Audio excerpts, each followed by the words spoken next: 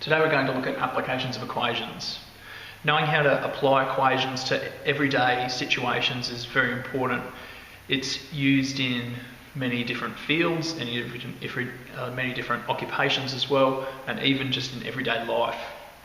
So equations can be used to describe different situations when we have two values that are equal. If one value is equal to another value, we can create an equation around that problem or around that situation. So to solve a problem using equations, there are 4 steps that we can use. We just need to define variables that stand for numbers that we don't know. So define what numbers we don't know, give them a variable, assign a variable to them so that we can insert them into an equation. Then we can write an equation then to describe the situation, describe the problem that we're trying to solve. Then we can just solve that problem algebraically and make sure that we answer the original question. Make sure that we go back, have a look at what the problem was, what the question was asking, and make sure that we answer that.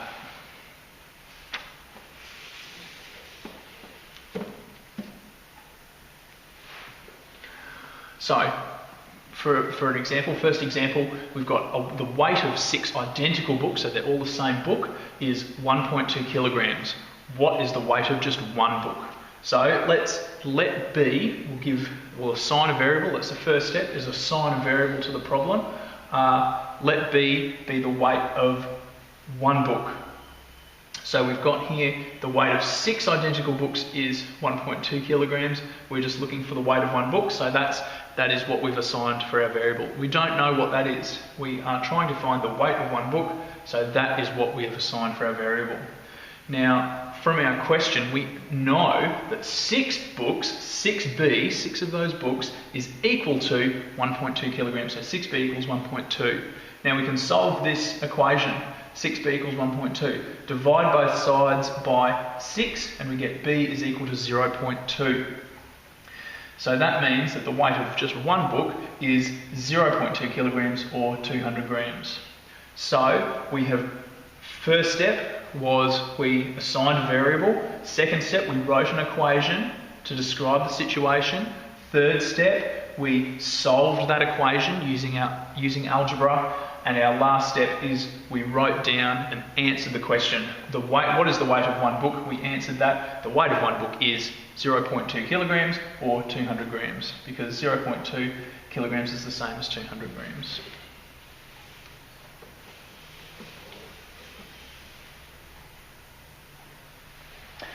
Next example, purchasing 5 apples and one $2.40 mango costs the same, so is equal to, purchasing 7 apples and one 60-cent mandarin. What is the cost of each apple?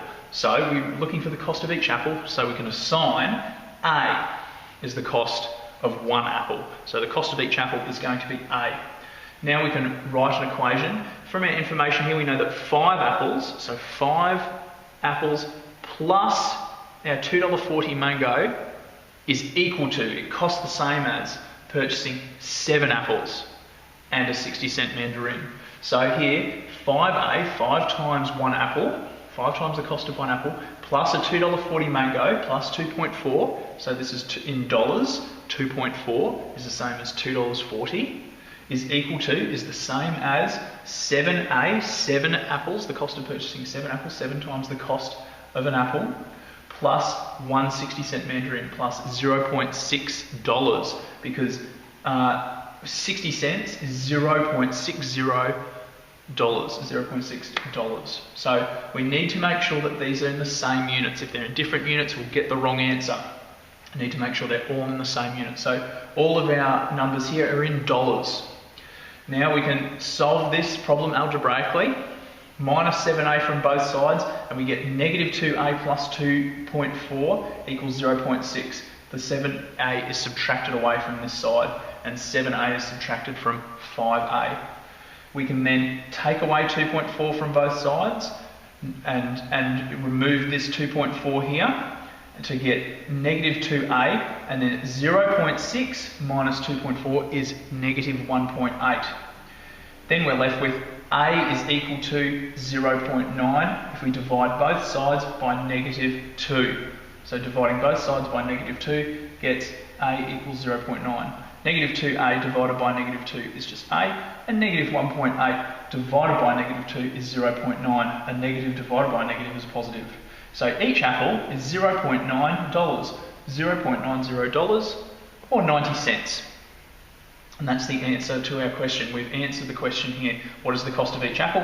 Each apple costs 90 cents.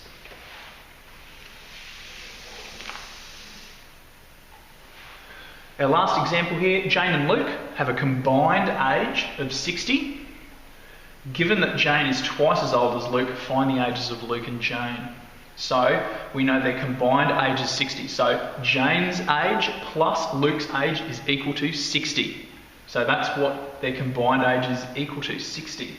We also know Jane is twice as old as Luke. Twice means multiply by 2. Twice, 2 times. Twice as old as Luke.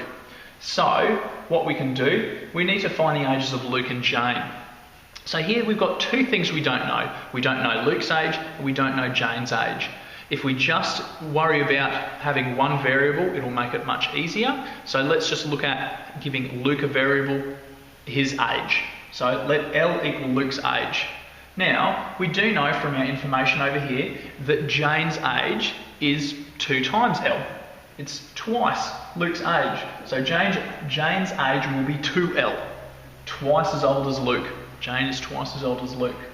So we also know combining the two together, so combining Jane's age and Luke's age will be equal to 60. So Luke's age plus Jane's age, which is 2 times Luke's age, is equal to 60. So 3L is 60. We've got our equation here.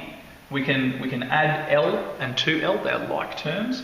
3L equals 60, divide both sides by 3. 3L divided by 3 is just L, and 60 divided by 3 is 20. So we know that Luke's age is 20 years old. So Luke is 20 years old. To find Jane's age, we know that Jane is 2 times that age, 2 times 20, so Jane is 40 years old.